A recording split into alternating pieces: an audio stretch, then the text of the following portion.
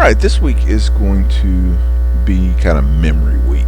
And so wanted to do just a brief introduction to memory. I want to mention a couple of activities you're going to be doing for me as we explore this concept of memory. Now, this may look odd, right? But one of the memories that I have from my childhood was going to see the musical Cats. Now, I like the musical. I didn't like it enough to see the movie that came out last Christmas. It was pretty maligned as I recall. But I really enjoyed the musical. But my father didn't.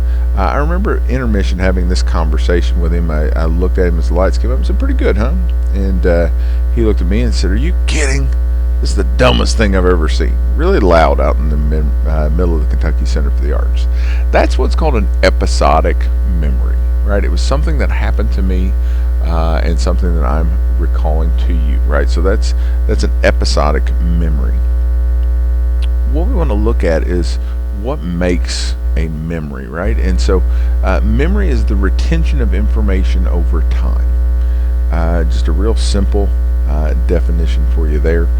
That's all memory is, right? How well can you maintain what it is that you've learned over any period of time? And that's really where memory is going to get started. Different things we need to remember for different durations, right? If it's something that's important to us, then maybe we need to remember it for most of our lifetimes. If it's something like directions of how to get to a place, we don't need to remember that after we found what it is that we're looking for. But regardless, there are three processes that happen every time we remember something. And what is going to happen is that we are going to encode that information first. The big deal here is the idea of attention, right?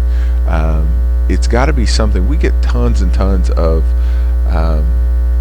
stimulus every minute, right? We don't remember most of it because most of it is not important enough to remember, right? Our brains are very discerning in picking out what needs to be remembered and what doesn't. And so most of that stuff we don't get. It's only when something grabs our attention. I like to say it this way. I take the same drive to work every day. And most of the time when I get to school, if I really thought about it, I don't remember the actual drive to work. I could describe it to you. I could tell you how it was going. But unless something out of the ordinary happens, I don't remember it. Right? A deer comes across the road in front of me, or I pass an accident or something like that kind of snaps you out of just kind of the malaise that a lot of times we're in when we're doing the same activity over and over again. It's got to be something that's going to demand our attention. Once that happens, your brain decides what kind of storage it wants to use, right? We talked about the relationship between memory storage and the hippocampus and the thalamus. And so it's the idea of, is this something I need long term? Is this something that would be better in muscle memory? Is this episodic? Is this informatic? What is it about this memory? Where does it need to go? And so the brain will determine that. And then part of that is because it may need to be retrieved at some time or another. The Actively Learn that you're going to do for me tomorrow deals with the work of a lady named Dr. Elizabeth Loftus. And Dr. Loftus is someone who works in the field of false memory. And she works with people who are testifying in trials, and basically looking to say, kind of poke holes in eyewitness testimony, which may sound bad. Why would you want to poke holes in eyewitness testimony? But it is amazing just how bad we are at remembering things. And so she's going to talk to you a little bit about that. I've got a TED Talk that's linked on the playlist as well. I'd like for you to take a look at. And then a little clip from a Brain Games episode. If you have Netflix, that whole episode is available. I'd suggest watching. It's about 45 minutes, but it's really good exploration of memory. I think it's called Remember That, is the episode of Brain Games that is. Talked about the idea of paying attention. And really what we need is we need to know how much attention we're paying.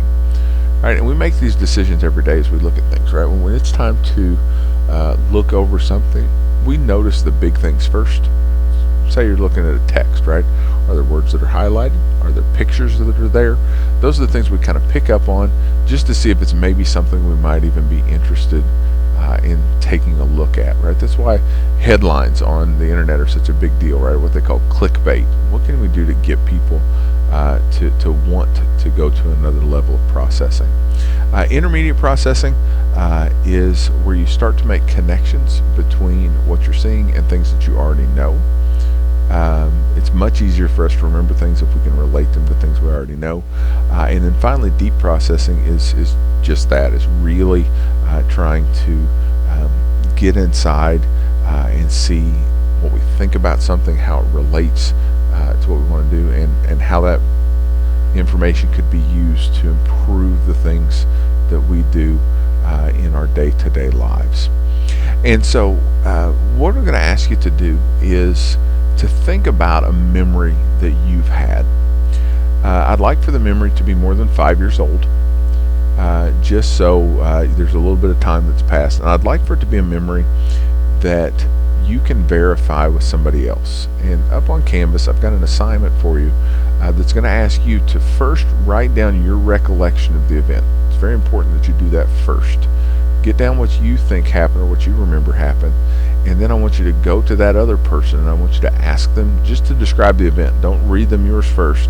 Just ask them if they remember and to describe in as much detail. And then you're going to compare those two and tell me what are the things that are the same, right? But more interestingly, what are the things that are different? And then the assignment's going to ask you to make inferences as to why you think those two things were a little different. So between that and the Actively Learn this week, those are the two big assignments you're going to be working on for me. A little bit later in the week, we'll introduce maybe another project, but those are the two things I'd like for you to get started on now.